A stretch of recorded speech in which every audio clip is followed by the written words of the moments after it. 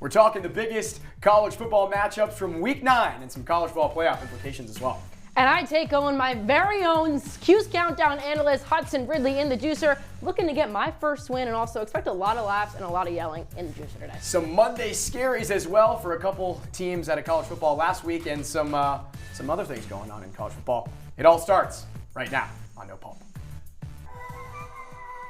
Kansas State has been on fire this year. Missouri is one of the most fraudulent teams in college basketball. And it was They're not going to fire him. He's the best player in program history. Side to Lawrence for the win. Yes, he got it.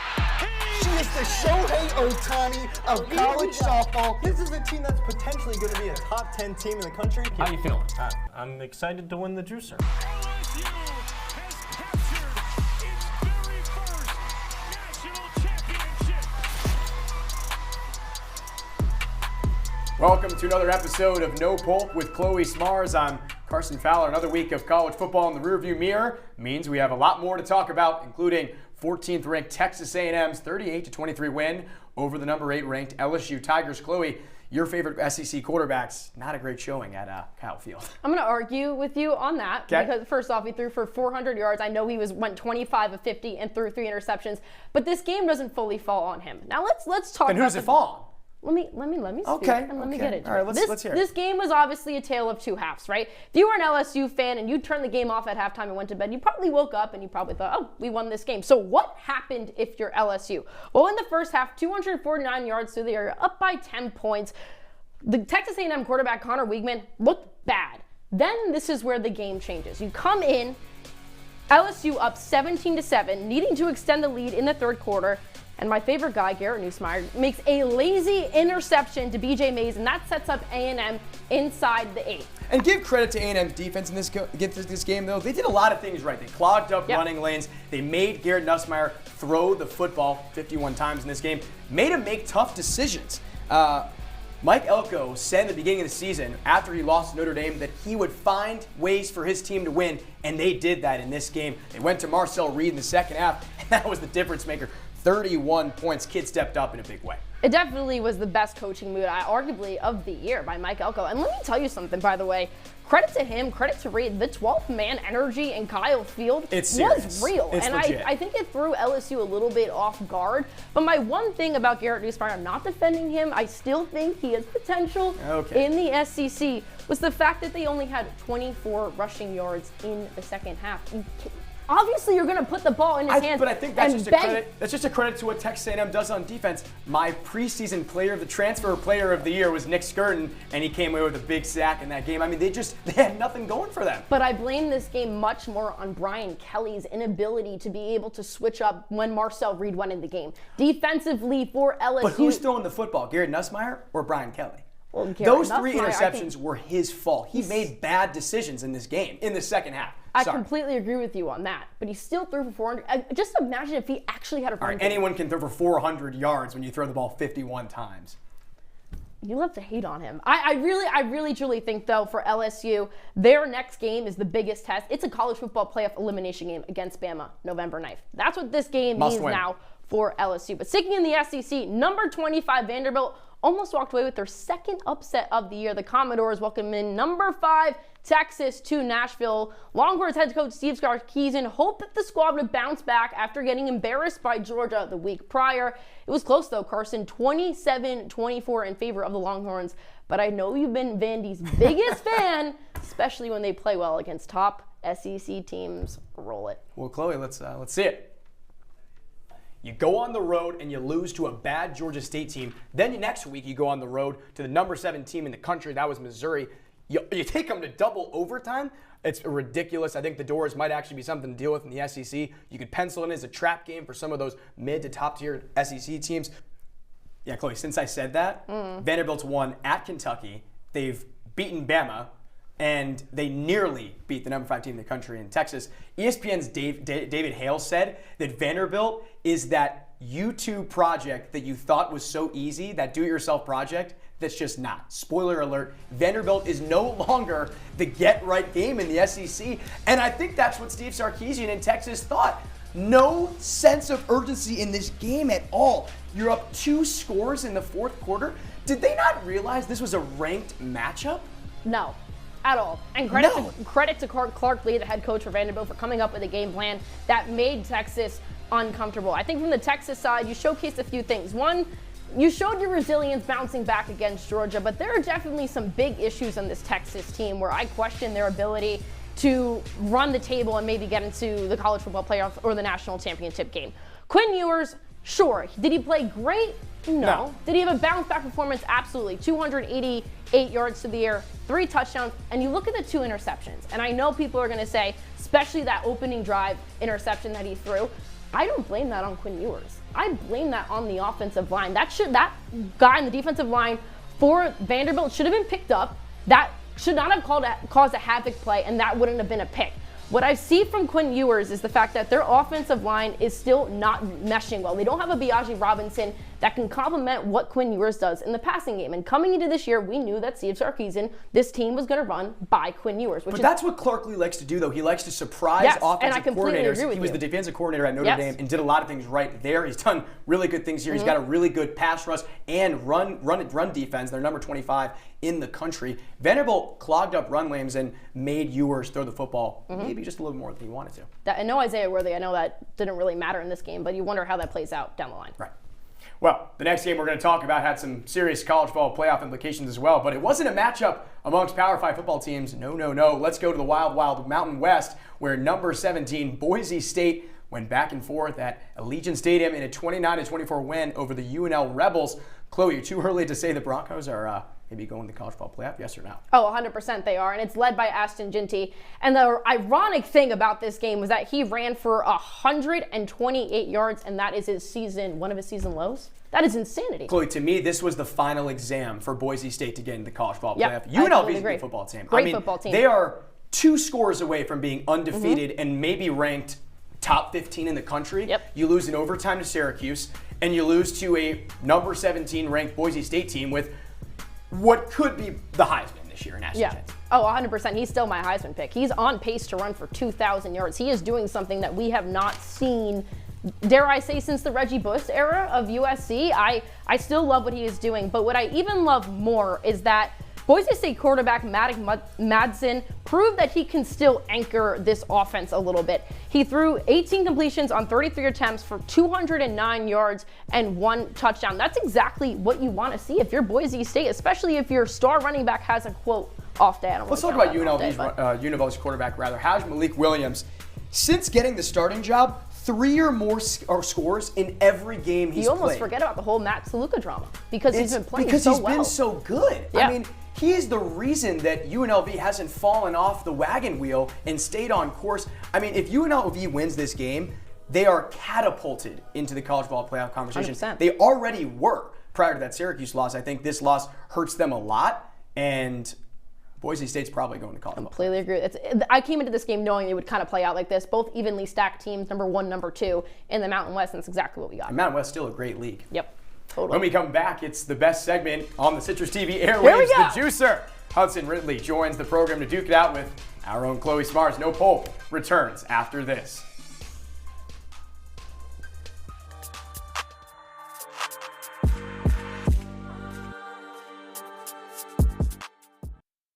Every time I hear the alarm bell go off in school, I think it's an air raid. A lot of houses in our neighborhood have been destroyed. I like to close my ears and sing songs whenever the bombs come close. I'm worried our new neighbors won't like us. But I know it's all gonna be worth it. I just want my family to be safe. But these are not my words. These are not my words. These are not my words.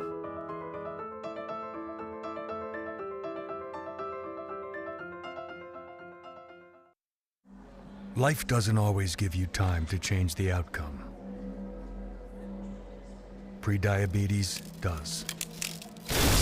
1 in 3 adults has prediabetes, but with early diagnosis, prediabetes can be reversed. And you can change the outcome. Take the 1-minute prediabetes risk test today. Go to doihaveprediabetes.org. With the groove, show proof, keep it smooth as I bust the move. Ayo, step it swiftly, you with me, keep up. If not, just stop, hop and squat, put your feet up, read up, pay attention, listen to the melody.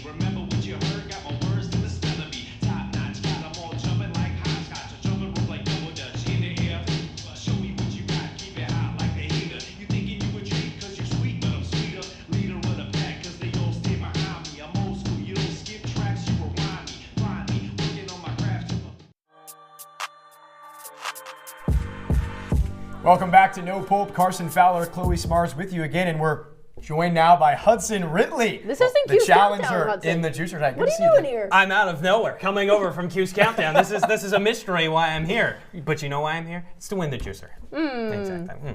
First off, let's talk product placement here. The No Pulp on this orange juice, fabulous. And ripped off very well. All right. Enough with the product placement. We're not advertising majors here. Good Lord. All right. First question. We're going to go to you first, Chloe. This is worth 1 point. Your early Coach of the Year candidate in college football. I'm going to go with Clark Lee from Vanderbilt. Now, I already know who you're going to pick, so I'm not going to shadow it. But Clark Lee has done something that we have not seen done.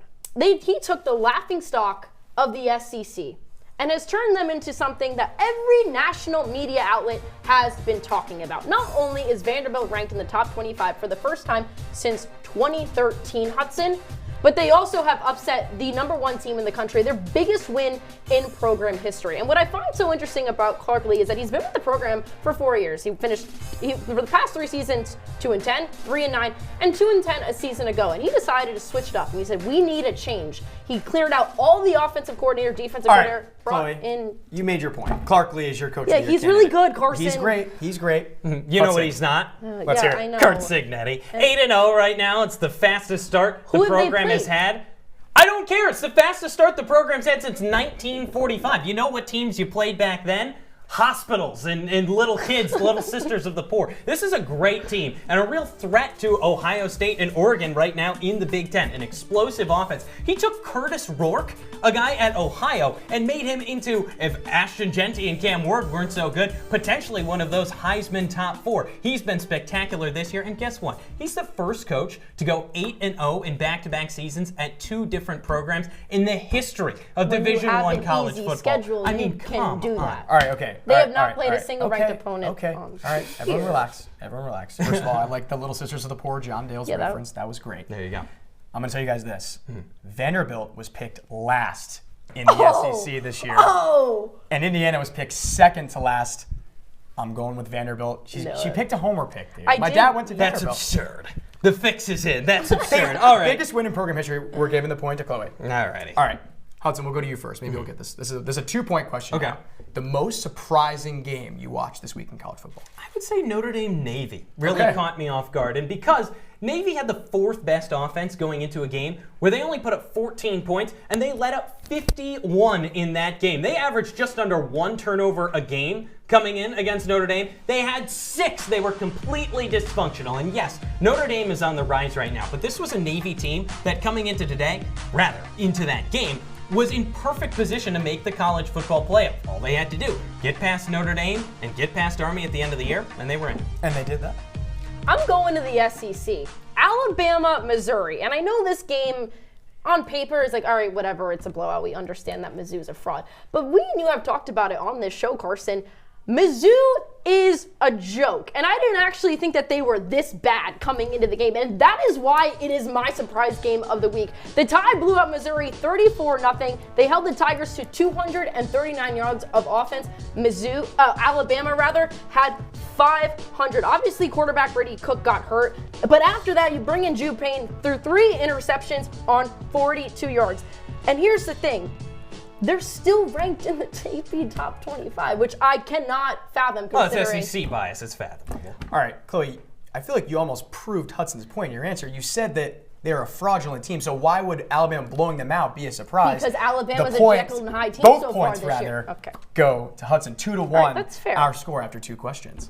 Our final question, maybe, potentially bonus after this.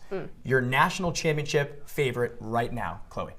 I'm going with Georgia, and I know they're not the #1 team in the country, but to me, they are still the best team in the country. And when you're led by Kirby Smart and the most experienced team in all of college football, how can you go against them? Obviously, after the Alabama game, so many questions. Okay, Carson Beck is this, their defense is that. But one thing about Kirby Smart, are you a Avengers fan? I enjoy Avengers. Kirby Smart reminds me a lot of Thanos. He snaps his fingers and it all just seems to work out. And they throttled Texas down in Austin. And that's exactly what you expect from a Kirby Smart team. Here's the thing. Until Georgia loses to a team other than Alabama, I will always pick Georgia because the last time Georgia lost to a team not named Alabama, 2020. Give me the Dogs. All right. Hudson, what say you? That's pretty fair, but Carson, the question is, who is the national championship favorite? And it's pretty obvious. The favorite right now, anywhere you look, is Oregon. And it's rightfully so. Oregon is a well-oiled machine. This is a team that has significantly less holes and flaws than Georgia. Every single aspect of their team works perfectly. Their defense allows just under 16 points per game. And then on the other side, Dillon Gabriel, we talk about high numbers from other guys. If we didn't have that, Dillon Gabriel would be right in the thick of the Heisman. They're in a battle-tested Big Ten, maybe not the SEC in terms of quality, but this is a team that can hang with any team in the country, and not just hang with them, completely beat them because of how well-oiled and well-coached they are. Dan Lanning has done a fantastic job with this squad, and I don't see any reason why Oregon can't beat Georgia and why they would not be the national championship favorites as of right now. This is tough. One against two. You both made great arguments, but Chloe, the question was, who is the national championship favorite right now? You're really going to put me 0-3 in the juicer, aren't you? The answer is Oregon, and it goes to Hudson Ridley. Ooh. Drink the juice, my man. So sweet. A 5-1 defeat in the juicer. We've got our juicer rankings coming up. Ryan Bridges atop the juicer standings. Oh my God, he beat me on a sweep a couple weeks ago. Skylar Wilkes, Sam Reese, Adam Gotkin, Ian Nicholas.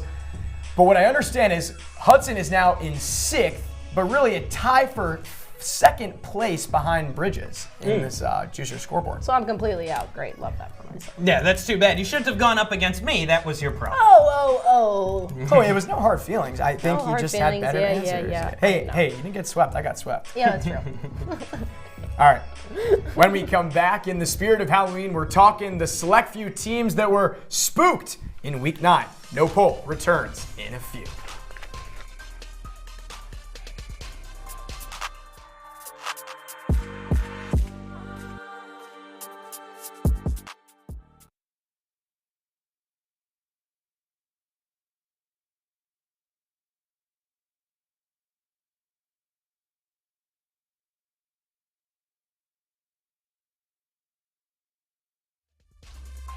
Jordan knows he shouldn't eat this entire bowl of nachos, but tonight he's earned that right. Because a few hours ago in the middle of happy hour, he recognized a sign. Not from the gods or a bolt of lightning, but from a double heart, a kissy face, and a fourth ha in ha ha ha.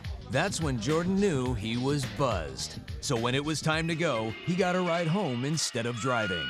Be a legend like Jordan. Recognize your buzzed warning signs and get a ride home. Buzz driving is drunk driving. Hey, Bobo, do trees tell each other stories? I'm sorry. I'm afraid I don't know that. Hey, why don't we go find out? Listen. Can birds draw pictures? I don't have an answer for that. Dad, do stars visit their friends? Look!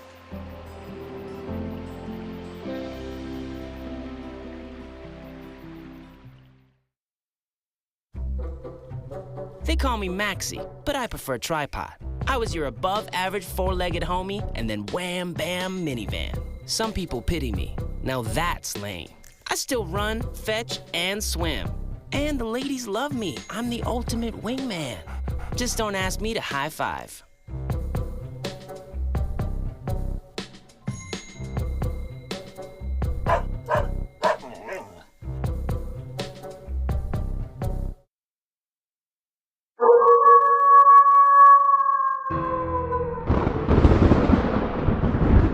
Halloween right around the corner, teams are getting scared left and right. Ohio State barely holds on for a win against Nebraska. SMU went down to the wire with Duke, and Penn State fans are spooked after quarterback Drew Allar went down with an injury. It's No Pulp, and it returns right now.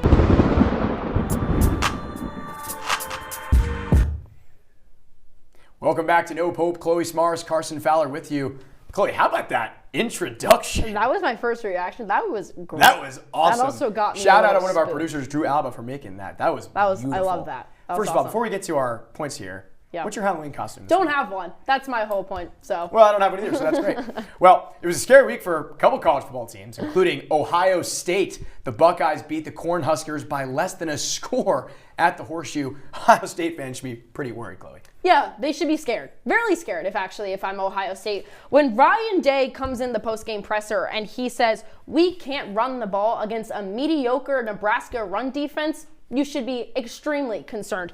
And when you can't run the ball, when you have 2 weeks, by the way, to plan for a Nebraska team and you only total 64 rushing yards on the day, that is setting up Will Howard to struggle on 3rd and 4th down, and it's exactly why Ohio State went 1 in 10 on 3rd downs in this game. The offensive line, big question for Will Howard. I wonder why they didn't use him more in the run game throughout this game, but also why they didn't push the ball downfield. So many things for Ohio State, and a very questionable coaching day. I mean, Chloe, this is what sticks out to me. Nebraska lost to Indiana 56-7. And Ohio State wins 21-17 rather, and they still have to play Indiana. They got to play Penn State. Yeah, they got to play Penn State. And then it's, the game is always, something. Will it be something crazy this year? I don't know, but Buckeyes have not looked like the well-oiled machine. They haven't played a complete football game, if we're being honest, besides the Oregon game.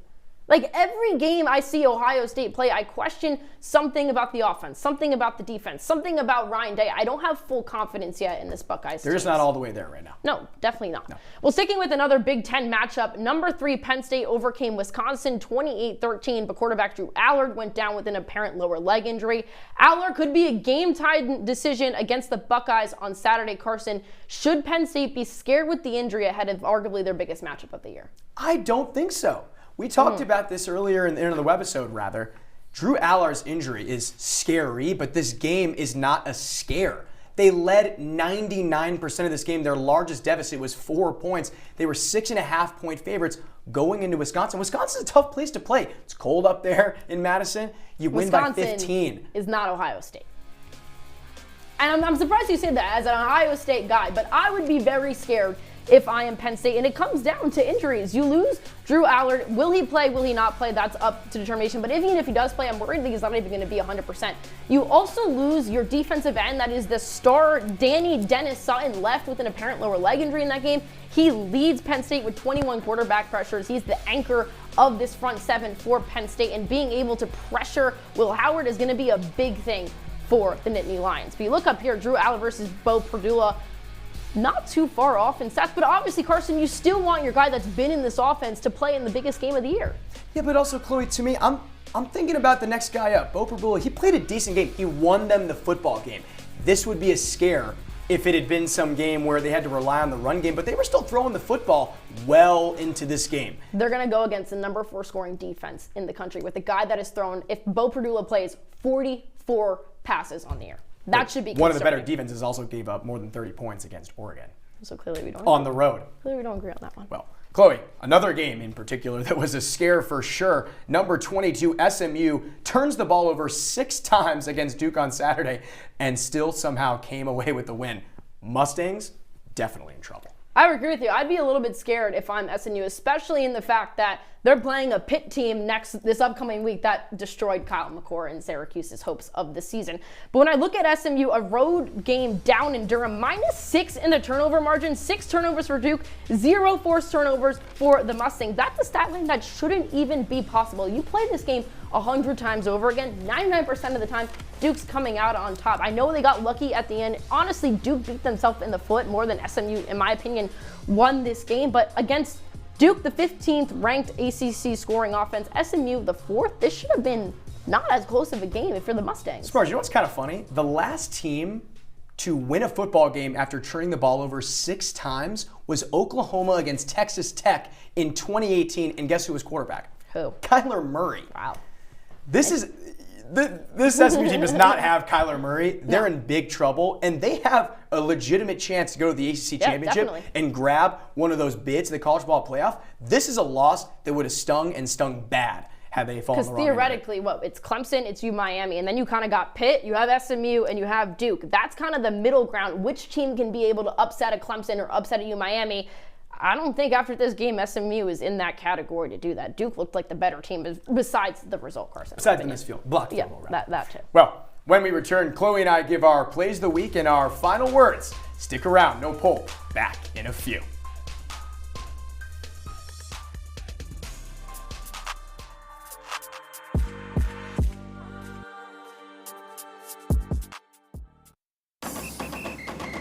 If you're buzzed and doing this,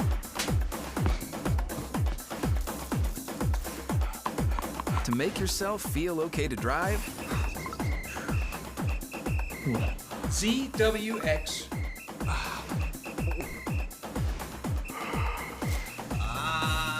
You're not okay to drive. YGKLVW. Regular you.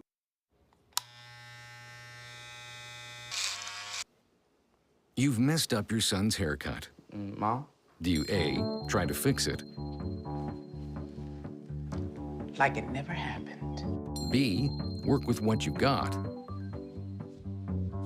Or C, show solidarity? Thank you, baby. As a parent, there are no perfect answers. But you don't have to be perfect to be a perfect parent. Thousands of teens in foster care will love you just the same. I see you mobbing over her. Let's go. Let's mob. Let's crawl. Let's crawl. Let's crawl. Hey, yo, we mobbing. Come on, girl. Let's crawl. Hey, yo, let's crawl.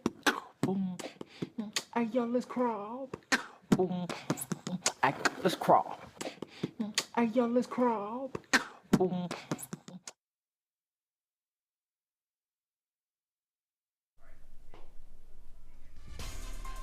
Wrapping up here on No Pulp, and for my play of the week, we give some love to the special teams. Northwestern and Iowa midway through the third quarter, and Hawkeyes punter, returner, and former JUCO star Caden Weegan shows that speed kills. Weegan weaves his way into Northwestern territory, blows past every single player in sight. He returns his kick 85 yards to the house to put Iowa up 18. It's the 7th longest punt return in program history. Weegan has been a player that Iowa has been waiting to break out on special teams. Came into the game ranked 2nd in the Big Ten in yards per game. Moral of the story, he's a really, really fast guy, Carson. Chloe, that was pretty incredible to say the least. But I can't take full credit for finding my play of the week, even though it was pretty awesome. This is SportsCenter's #2 play on Sunday. Watch this. Division III Endicott running back Kennedy Charles hurdles a man. It's the Western New England rather. He fumbles the football, recovers it, and takes it the distance 39 yards for the score. Carson, that's a pretty incredible play. Well, let's talk final words. In an era of college football that has turned into a semi-professional landscape, it's more likely than not that an athlete will transfer, especially out of a Group 5 conference and into a Power 4 school. And even with NIL money flying off the shelves, Boise State running back Ashton Jeanty never even thought about leaving the Broncos. And now in his Heisman contending year, Jeanty is giving back. He announced the creation of the Ashton Jeanty Endowed Scholarship for Football, designed to support future Bronco student athletes as they pursue their dreams. Money is cool, money is great, but a legacy on impact never lasts forever. Jeanty told a reporter this past week, the fund has a goal of $200,000 and in just 48 hours reached $64,000. What a way to embrace a great year for Ashton Jeanty. Chloe, my play of the week is in some somber news. South Florida's Amir Abdur-Rahim, considered one of the brightest young coaches in college basketball, passed away last Thursday, the school announced. He was 43 years of age. USF Athletic Director Michael Kelly said in a statement, he was, quote, driven, authentic, and his infectious personality captivated all of Bulls Nation. Coach Abdur-Rahim leaves a lasting impact on our student athletes, the university, and the community. We are supporting those closest to him, including his family, our athletic staffs, to ensure they have the resources they need to deal with this tremendous loss. Abdur-Rahim guided the South Florida men's team to one of the biggest turnarounds in the country last season, leading the Bulls to a program record 25 wins and their first ever American Athletic Conference regular season title. Chloe, he also recruited Anthony Edwards when he was an assistant at Georgia, but prayers and thoughts for his family. Definitely, and big loss for the program, and prayers go out to their family. Absolutely. Well, I think that's pretty much going to do it here on No Pulp tonight. For Chloe Smarz, Carson Fowler, our executive producer Sean Dempsey, saying so long.